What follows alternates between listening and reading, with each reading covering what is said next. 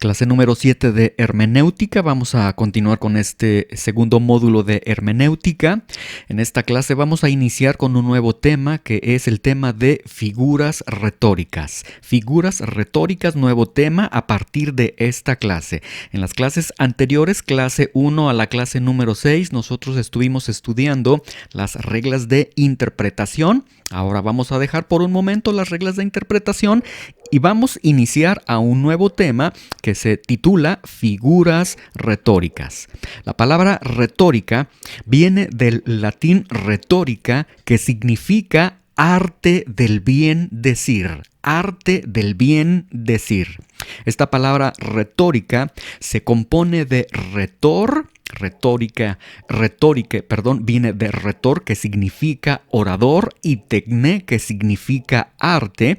Entonces, este término retórica está implicando un orador, alguien que está hablando, y también está implicando arte. Y esto entonces nos deja ver que la retórica no es simplemente hablar, no es un cualquier hablar, sino que es arte del orador, es hablar con precisión, es hablar de una manera totalmente con propiedad, ser magistral al momento de estar hablando, arte del orador. La palabra retórica nace en Sicilia, nace en Grecia. En el momento en que surge la retórica es un momento muy crítico en Grecia, porque en estos momentos Grecia, que vamos a denominarla por un momento, la Grecia antigua, está dando sus primeros pasos, está caminando en esta transición a una nueva Grecia. La antigua Grecia era una Grecia sumida en la tiranía, y esta antigua Grecia camina, se traslada hacia una nueva Grecia bajo un régimen ya democrático, bajo una democracia, porque en la antigua Grecia se tenía un acceso ilegal al poder, y al tener un acceso ilegal al poder, todas sus autoridades entonces ejercían indebidamente el poder, y esto provocaba muchos problemas entre sus ciudadanos, muchos problemas, muchos conflictos en sus pobladores, y esto principalmente provocaba diversos problemas con la propiedad. Como no había una adecuada aplicación de la ley, porque el acceso al poder era ilegal, y entonces en el momento que ejercían el poder lo ejercían de una manera totalmente ilegal, totalmente bajo una tiranía. Entonces el Estado, la antigua Grecia, consumía todos los derechos de las personas. Las personas realmente, podemos decir, no tenían derechos, y uno de los aspectos principales que se tenían en el cual sufrían las personas era sus propiedades. Sus propiedades les eran quitadas, sus propiedades les eran robadas, etcétera, por parte del ejercicio del poder del gobierno, y esto provocaba estos problemas, esta necesidad, estos conflictos provoca esta necesidad de arribar a una nueva Grecia. Entonces, en el sistema político tirano que tenía la antigua Grecia, teníamos, como le mencioné, un acceso ilegal al poder. Esto nos daba, sin duda alguna, un ejercicio ilegal del poder. En el aspecto judicial, realmente no existía el aspecto judicial, porque no era demandado por la población griega. No había forma de que las personas se defendieran ante un gobierno tirano, ante un gobierno que había accedido de manera ilegal al poder y que de manera ilegal ejercía ese poder. No había forma de defenderse ante ellos. Entonces, esta Grecia, bajo esta tiranía, pretende y tiene la necesidad de arribar a una Grecia demócrata, y surgen, sin lugar a dudas, multitud de conflictos, y entre esto los conflictos por las tierras. Ahora, la justicia griega no tenía abogados, no tenía fiscales, pero una vez que se arriba de la Grecia antigua a la nueva Grecia, a la Grecia ya demócrata, a la Grecia que cuida ya el acceso al poder, que sea un acceso ya totalmente legal al poder y que esto garantice un ejercicio del poder de una manera más apegada a la ley. Entonces, ahora las personas, podríamos decir de esta forma, las personas en esta nueva Grecia demócrata tienen sus derechos. Nada más que tenemos un problema. No hay abogados. ¿Cómo van a defender sus derechos? ¿Cómo van a reclamar principalmente la propiedad de sus tierras que les fue quitada en la Grecia antigua? Y entonces aquí surge esta necesidad. Las personas tendrían que defenderse ante los tribunales. Ellos mismos tendrían que defenderse ante los tribunales. Ahora, esta defensa ante los tribunales la lograba quienes mejor hablaban, quienes mejor convencían. Y entonces, a partir de esta necesidad de saber hablar, de ejercer el arte de hablar, porque quien mejor hablaba, quien mejor convencía, podría reconquistar, podría obtener las tierras que le habían sido quitadas. Y vemos que entonces la retórica surge como una necesidad totalmente de defensa. Los sofistas aprovecharon esta situación para enseñar el arte de hablar. Estos pensadores de la antigua Grecia se aprovechan de esta situación. Ellos saben que las personas necesitan acudir a los tribunales para defender sus derechos, para reclamar sus tierras, y saben que solamente quienes tienen arte en la forma de hablar, quienes mejor hablan, quienes son claros a la forma de hablar, contundentes en la forma de hablar, serían quienes ganarían estos juicios para conquistar, para reivindicar sus tierras. Entonces, los sofistas, muy listos, ellos aprovechan esta situación y ellos se ponen a enseñar el arte de hablar. Los sofistas eran personas, eran filósofos, eran personas que eran conocedores, conocían la razón, etcétera, y ellos tenían estas capacidades para poder enseñar el arte de hablar. A partir entonces de este momento, estamos hablando del siglo sexto al siglo V antes de Cristo, se establecen escuelas que tienen el propósito de enseñar el arte de hablar. Y obviamente, ante esta situación tan problemática para los griegos, estas escuelas les rinden enormes beneficios económicos a los sofistas.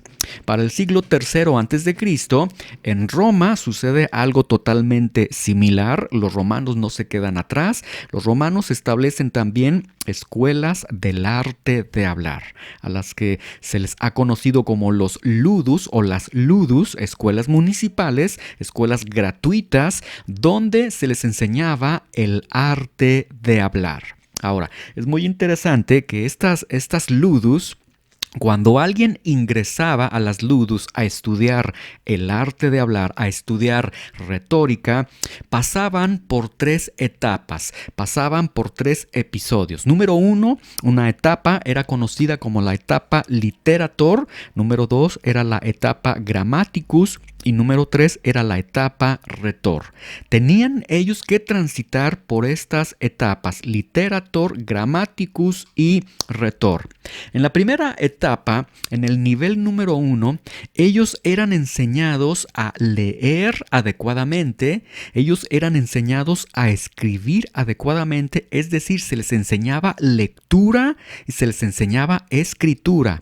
Se les enseñaba a saber cómo deben de leer, cómo deben escribir, se les enseñaba cálculo y se les enseñaba leyes básicas. Ahora, quiero que vea que este plan de estudios, por decirlo así, que contenían las ludus, todo esto que ellos tenían que estudiar era con el propósito de saber hablar. Sencillamente, era con la finalidad de que ellos supiesen expresarse, que ellos tuvieran arte al momento de hablar. En esta primera etapa, entonces, ellos estudiaban lectura, escritura, cálculo y leyes básicas. En el segundo nivel o en la segunda etapa, Grammaticus, ellos estudiaban historia, estudiaban geografía, estudiaban astronomía, estudiaban griego. En la tercera etapa, ellos estudiaban técnicas y artes del discurso, filosofía y leyes. Todas estas disciplinas,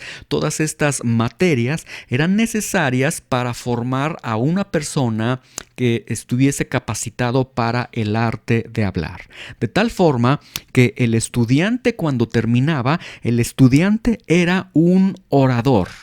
El estudiante era un especialista en la enseñanza de la técnica retórica. No era cualquier persona al momento de estar hablando. Era un especialista en la enseñanza de la técnica retórica. Era una persona con capacidad para escribir, una persona con capacidad para hablar y hacerlo con arte. No era cualquier persona al momento de estar hablando, no era cualquier persona al momento de estar escribiendo, eran personas totalmente capacitadas y al momento que ellos hablaban, al momento que ellos escribían, lo hacían de manera magistral, de manera imponente, de manera clara, de manera superior, con arte totalmente. Este fenómeno comienza entonces a partir de Grecia, como le mencioné, de esta transición de la Grecia antigua a la Nueva Grecia. Después se traslada a Roma y desde Roma, a través de los años después, se incrusta en los cultos religiosos. La religión, sobre todo la religión católica, adopta la retórica. Adopta la retórica como una enseñanza sumamente necesaria, imprescindible. Después, en la Edad Media, siglo V al siglo XV después de Cristo, se tiene esta enseñanza de la retórica. Se tienen en esta etapa de la Edad Media, tenemos el trivium y el quadrivium. En el trivium se les enseñaba gramática, se les enseñaba dialéctica y retórica a los estudiantes de retórica. En el quadrivium se les enseñaba aritmética, geometría, astronomía y música. Y así al paso de los años, después llegamos al siglo XII después de Cristo, en el momento en el que se establecen las primeras universidades primitivas. Y en esas universidades primitivas también se tenía la enseñanza de la retórica.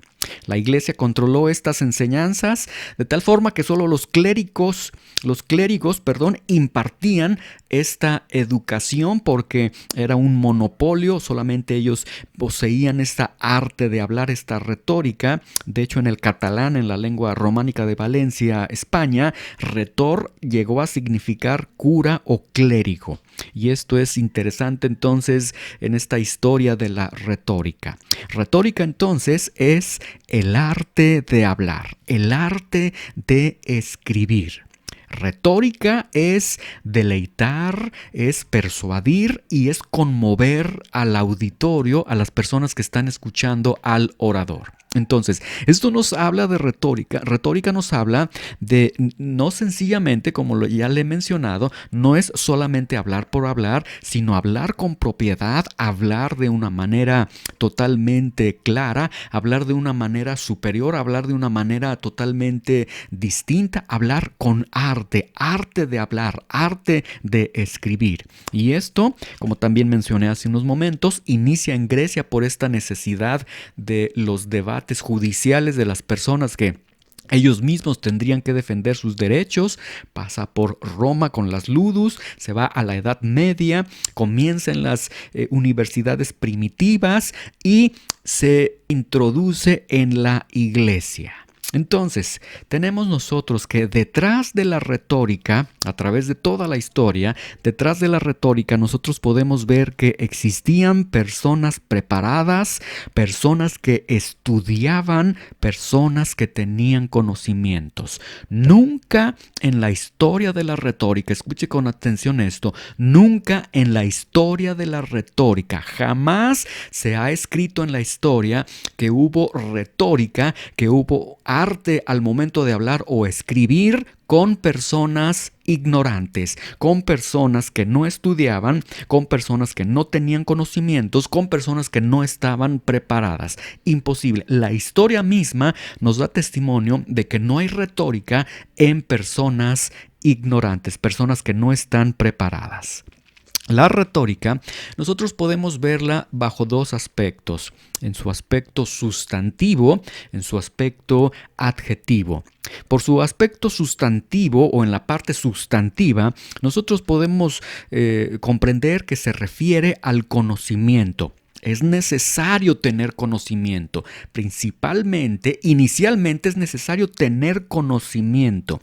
Y desde su aspecto adjetivo, es la forma de expresar precisamente ese conocimiento a través de escribir o a través de hablar y hacerlo de una manera magistral, de una manera clara, de una manera directa y no como hablar muchas palabras sin decir nada, sino de una manera, como su definición lo dice, retórica, arte de hablar.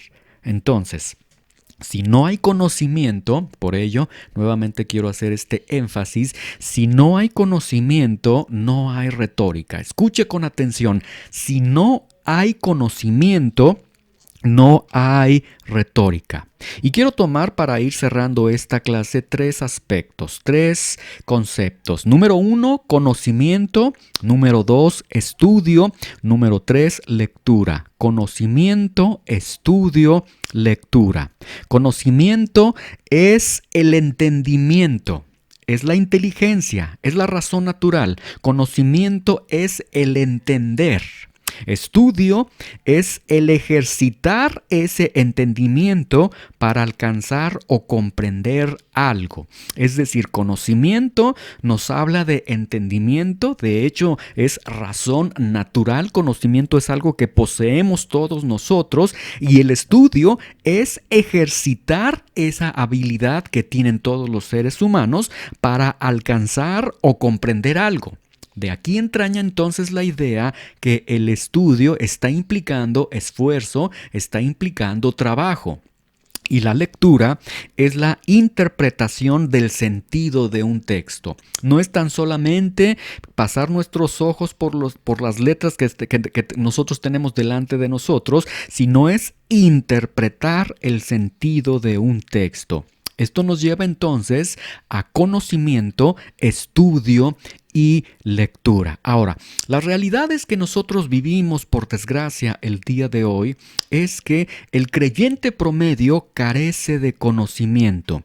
El creyente promedio carece de entendimiento, de inteligencia, de razón natural.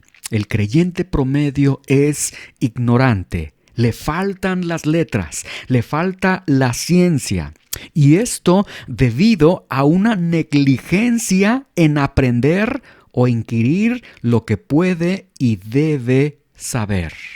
De hecho, el ser ignorante, la ignorancia en alguno de los diccionarios aparece como negligencia en aprender o inquirir lo que puede y debe saberse. Esto significa, como dice el libro de Proverbios, las personas abrazan de manera voluntaria la ignorancia.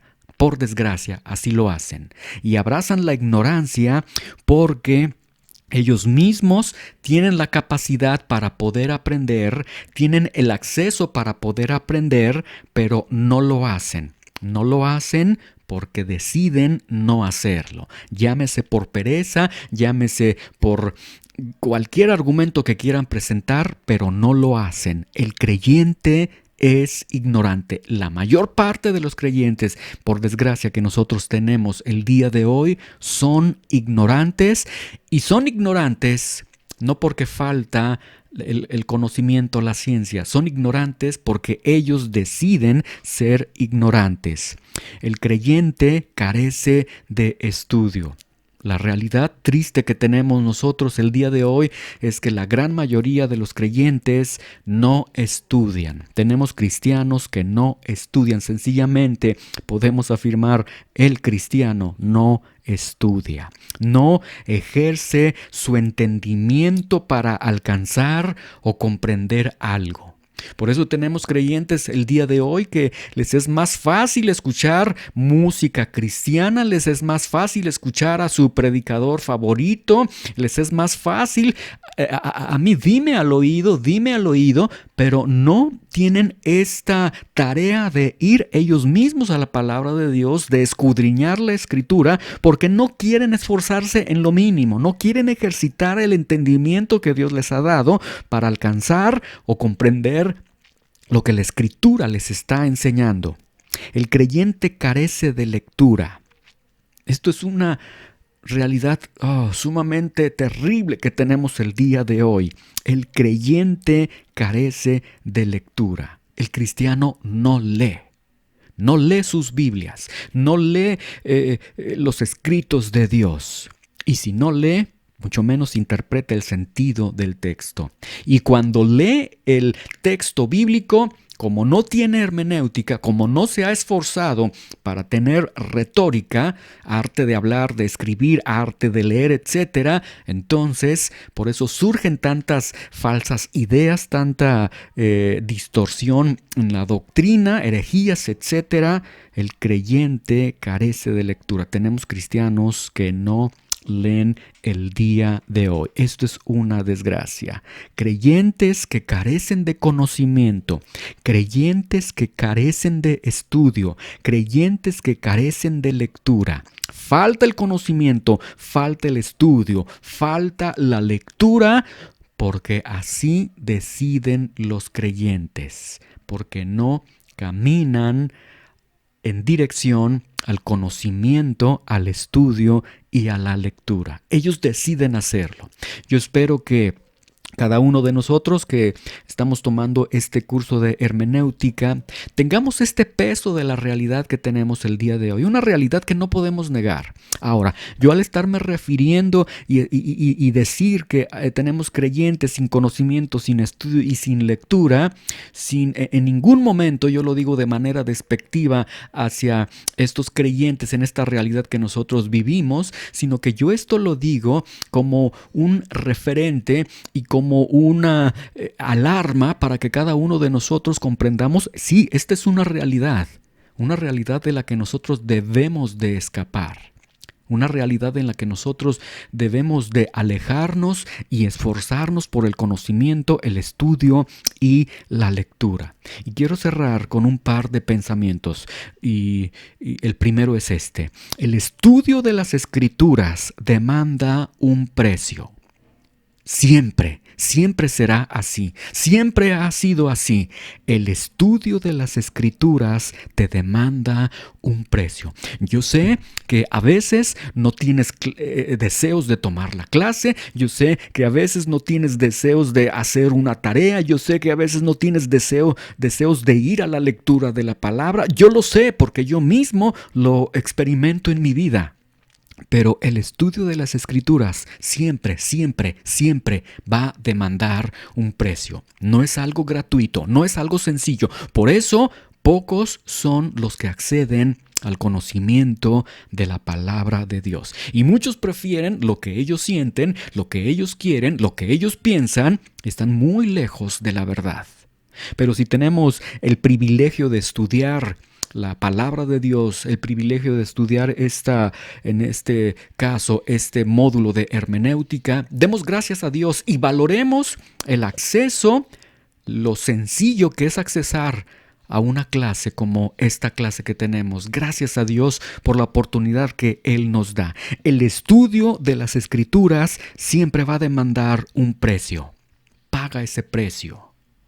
Ahora, otro pensamiento que tengo a manera de pregunta es, haciendo un análisis en la historia de lo que nosotros vimos en la Grecia antigua, en la Nueva Grecia, en las Ludos, en la Roma, en las iglesias primitivas, en la iglesia, etcétera, todo lo que nosotros vimos, ¿se dieron cuenta que la retórica surge como una necesidad para defender sus derechos.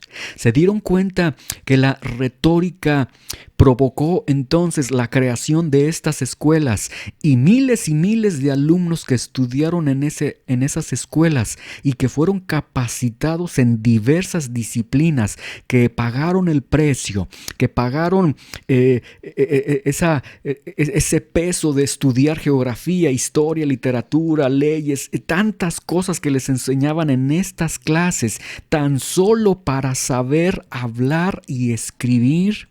Yo lo que veo a través de la historia es que hubo personas, y no eran cristianos, hubo personas que pagaron un precio muy alto para saber hablar y escribir, para accesar a un conocimiento mejor. Y yo la pregunta que tengo para cada uno de nosotros es, ¿nosotros pagaremos el precio que nos está demandando el estudio de la Escritura? La misma historia nos pone como testigos a muchas personas que estudiaron en estas escuelas en Grecia, en Roma, etc.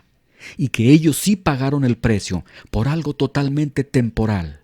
Ahora, nosotros, ante la palabra de Dios, pagaremos realmente ese precio que demanda la misma Escritura para accesar a ese tesoro especial que es Cristo. El apóstol Pablo decía que busquemos el tesoro en la palabra de Dios, y Cristo es el tesoro en la palabra de Dios. Es decir, estaba diciendo, para ir a la palabra de Dios necesitas tener la pasión de un minero.